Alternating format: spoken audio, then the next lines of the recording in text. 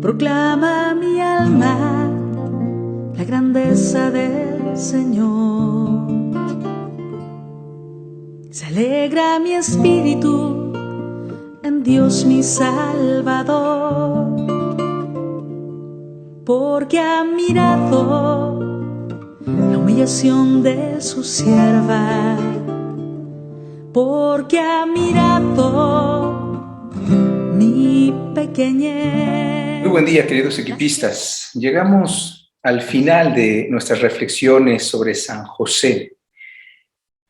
Terminamos hoy, que es 8 de diciembre del 2021, fiesta de la Inmaculada, pero también el día en que se clausura este año josefino. También, aparte, estamos ya en el tiempo del Adviento, que nos prepara a la Navidad. Y por ello quiero concluir con lo que fue la tela de fondo de toda la familia sagrada de Nazaret, que es la crisis. Si hemos quedado en que los sueños de San José, entendidos espiritualmente, es una forma simbólica para hablarnos del caminar en la oscuridad de la fe. Y la fe implica la prueba. La fe es una prueba de hecho, y una prueba constante. Pero la fe también es el poder de Dios en nosotros y con nosotros. Su ejercicio es el común denominador de los santos. Y es esta la única vía de superación de cualquier prueba que la vida nos presente. Y el Papa Francisco nos lo recuerda en Gaudete et Exsultate, este documento sobre la santidad que está al alcance de la mano. Y nos habla, el Papa en ese número 3, hace alusión a la carta a los Hebreos, capítulo 11 y 12. Que les invito a leer para que entendamos este misterio también de nuestra fe, de la prueba, la necesidad de pasar por la prueba. La Sagrada Familia de Nazaret lo vemos desde el inicio de los evangelios, es una vida de principio a fin en crisis, particularmente ese primer Adviento y primera Navidad.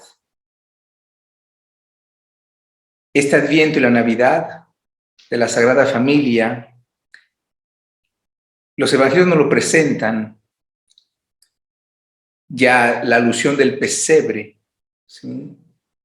Ya haciendo alusión a ese futuro madero de la cruz. Vemos ligados esos dos aspectos de la felicidad de la Navidad, del nacimiento del Hijo de Dios, pero en vistas de su martirio, de su sacrificio voluntario para la salvación nuestra. Así pues, la Sagrada Familia se ve envuelta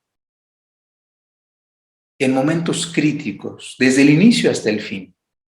Momentos críticos que reclamaron actos de fe concretos para poder ver más allá de la prueba esa voluntad misteriosa y misericordiosa del Padre.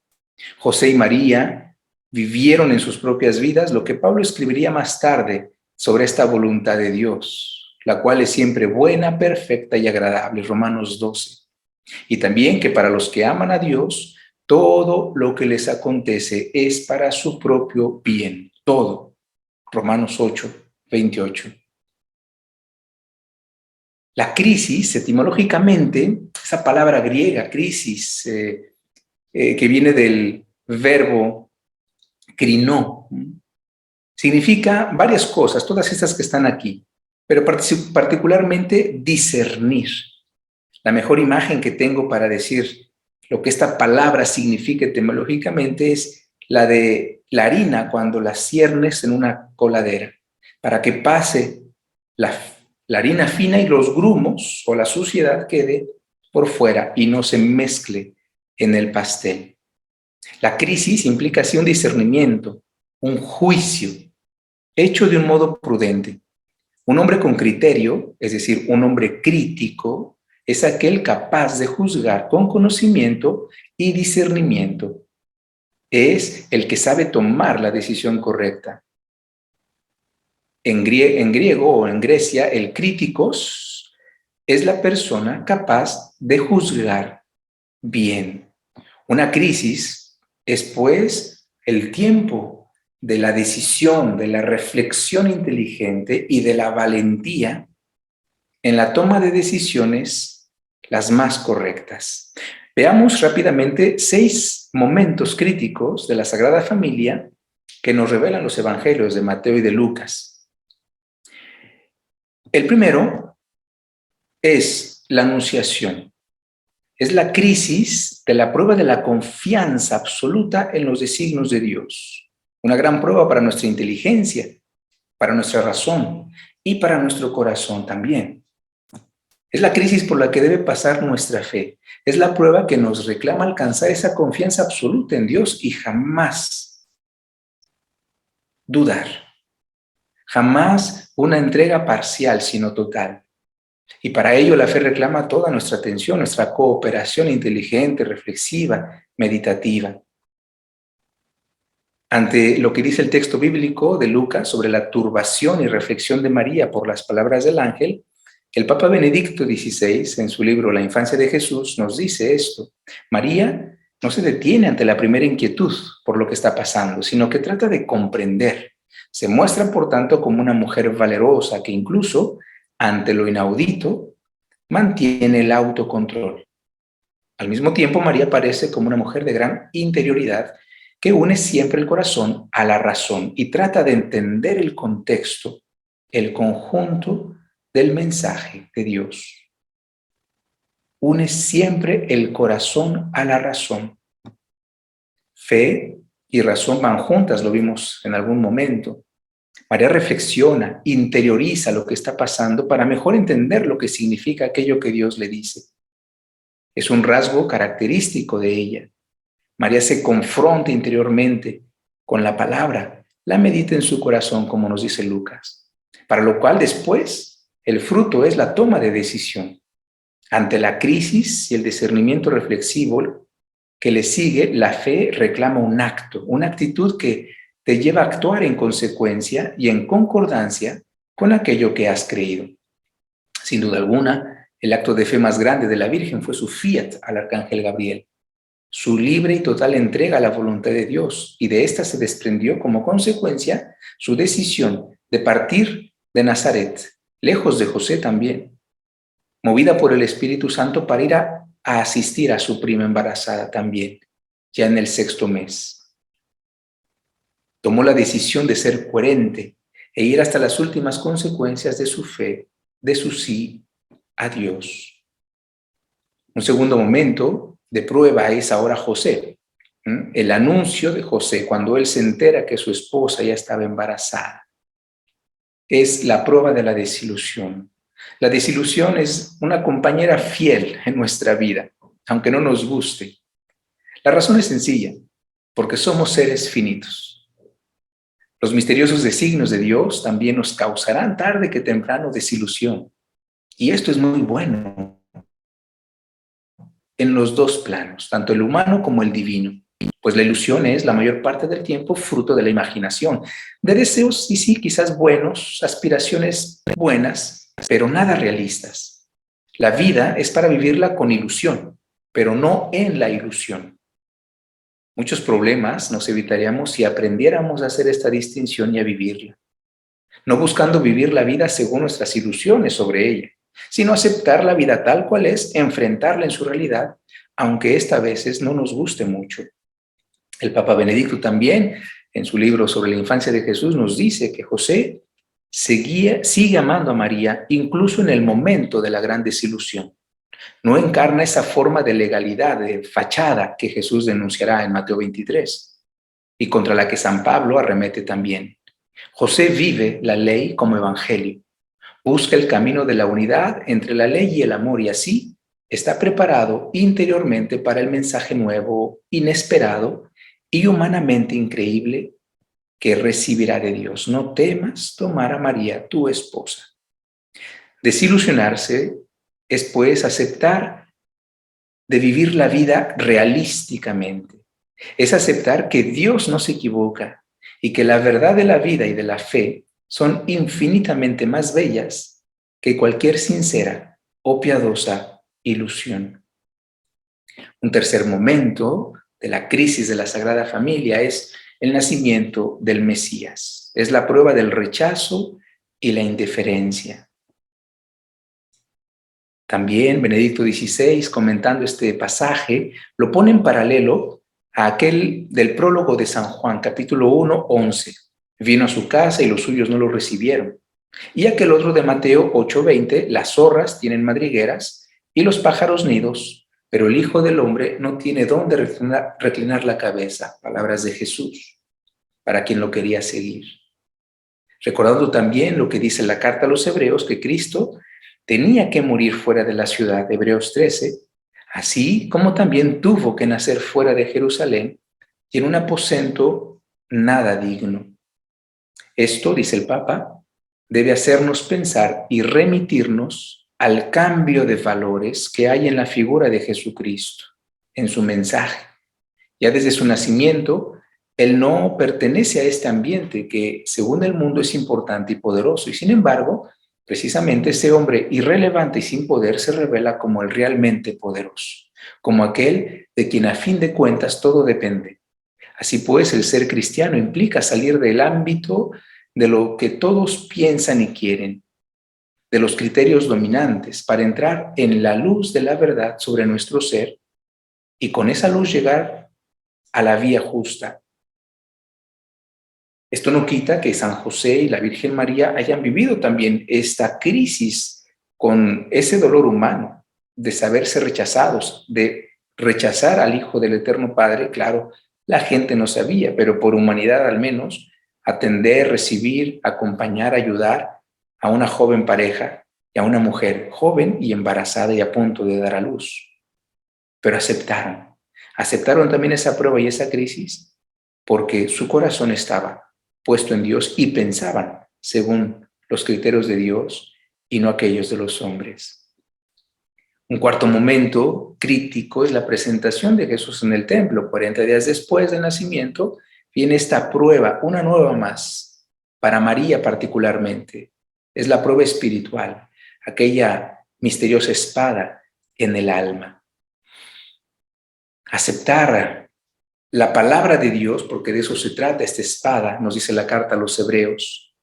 Aceptar esta palabra en nuestra vida, como María, que se dejó cubrir por esa sombra y en su fiat dijo, hágase en mí según tu palabra. Esto, cuando dejamos que la palabra de Dios sea realmente la que nos tome totalmente, la que guíe nuestras decisiones y acciones, nos llevará inevitablemente por una crisis.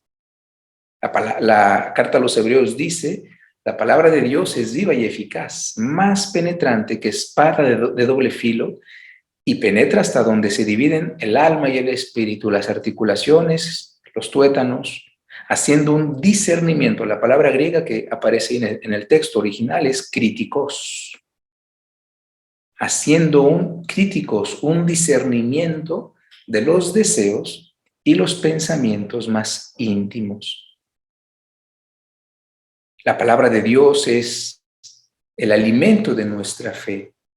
Es ella la que estamos llamados a recibirla dócilmente, como María, como José, pero también aceptando que ella nos va a llevar por ese camino de pruebas espirituales, esas espadas filosas, no porque nos hagan daño o nos quiera hacer daño, sino porque con ello hace ese discernimiento para que pase en nuestra vida, en nuestras acciones, solamente lo mejor, lo fino, lo divino y lo plenamente humano, y dejemos afuera aquello que es solamente mundano o que no tiene nada que ver con Dios. El quinto momento de la Sagrada Familia es la huida a Egipto, la matanza de los inocentes. Es la prueba del destierro, de la persecución, de la amenaza de muerte. Hoy en día hay miles y miles de familias que por motivos varios, incluida la persecución religiosa, se ven forzadas a dejar sus hogares, tierras, todo. Nadie mejor que la Sagrada Familia los entiende y puede ayudarlos a saber vivir esa situación con espíritu auténticamente cristiano.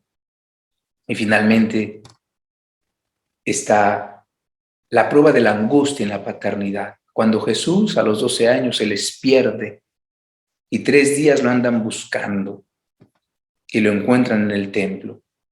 Pensemos aquí a todas las angustias sufridas por los padres de familia a causa de los hijos. Pienso en aquellos padres que ven a sus hijos perdidos en la mundanidad, en las drogas, en el libertinaje.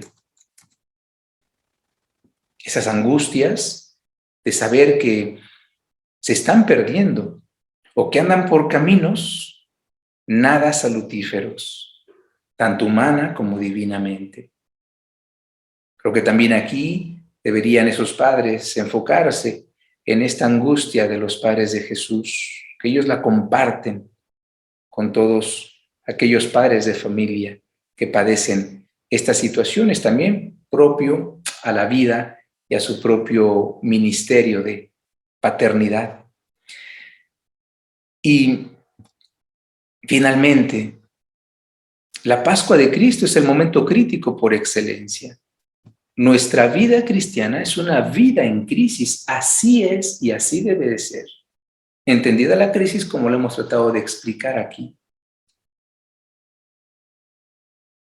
Jesús, en el Evangelio de Juan, capítulo 3 y 9, hablando con Nicodemo, primero le dice, Dios amó tanto al mundo y le dio a su Hijo único para que quien crea en Él no se pierda, sino que tenga vida eterna. Dios no envió al Hijo al mundo para condenar al mundo, sino para que se salve el mundo gracias a Él.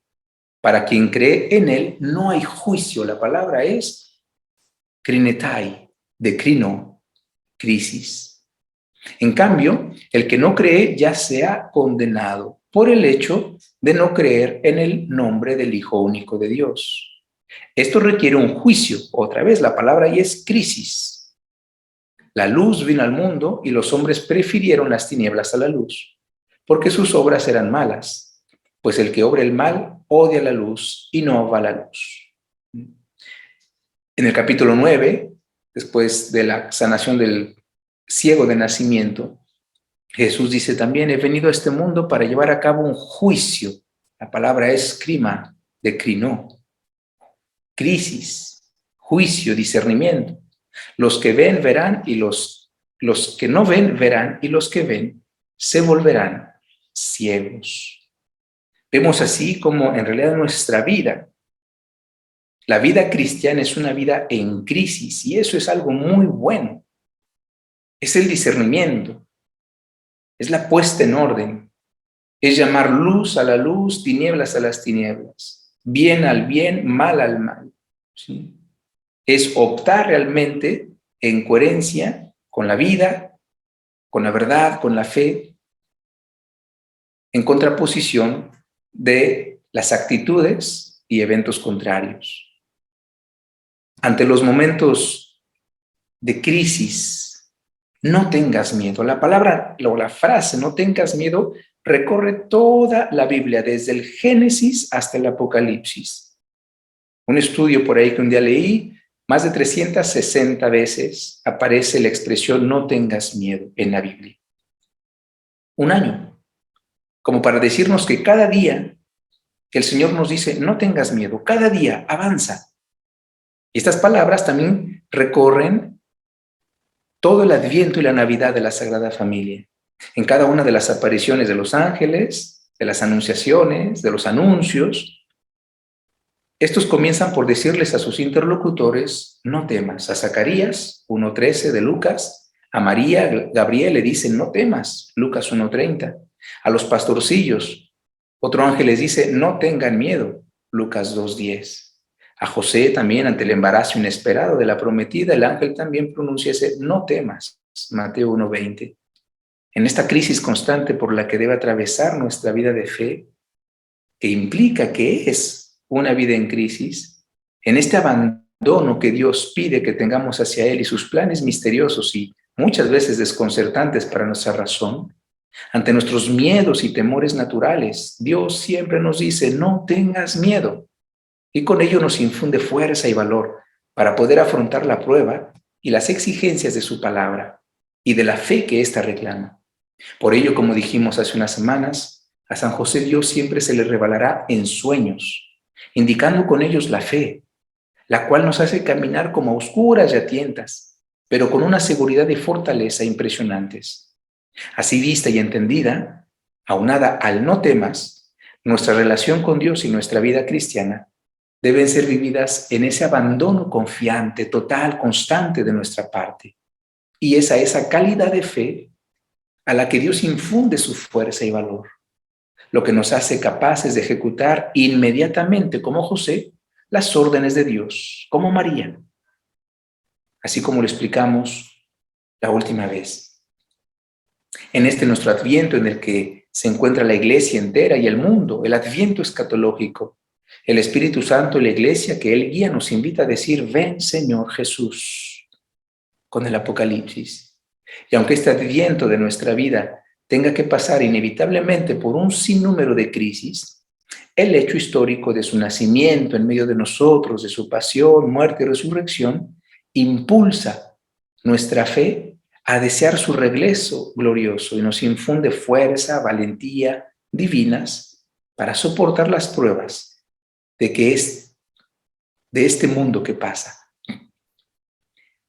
Ante la crisis de hambruna que nos narra el Génesis, el faraón encarga a José el patriarca de distribuir trigo y víveres a los que venían a Egipto a pedirlo.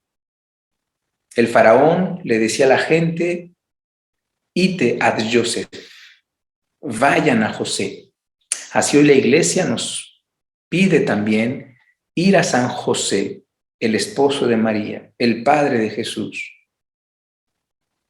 Ir a él ante esta hambruna moderna de lo esencial, de lo trascendente, de la verdad, de la justicia, esta hambruna de Dios, aunque el mundo la niegue. Y ante toda dificultad, prueba y crisis por la que tu vida matrimonial o familiar atraviese, hoy el Señor te dice, el Papa te dice: yo te invito, ite ad Joseph.